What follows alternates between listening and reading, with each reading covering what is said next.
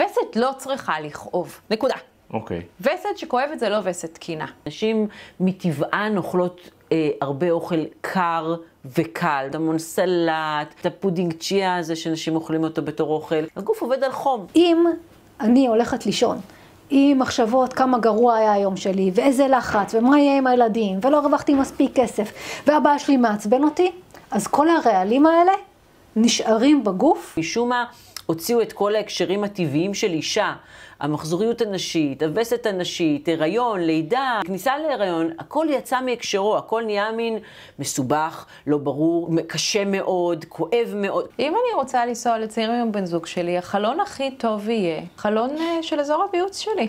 הסיכוי שאני אהיה בזמינות גבוהה לזה, ושאני גם נורא אמצא חן בעיניו, כי זה הזמן שאנחנו הכי יפות בחודש. בניגוד לגבר שהולך ומשחק כדורסל ומזיע ומוציא את העצבים שלו ואת העומס שלו, האישה לא עושה את זה, והדרך שלה להוציא את הכאבים שלה זה על ידי המחזור, על ידי הווסת. אבל אם, כמו שאתה מספר, יש אישה שנפגע לה איכות חיים, זה לא תקין בכלל.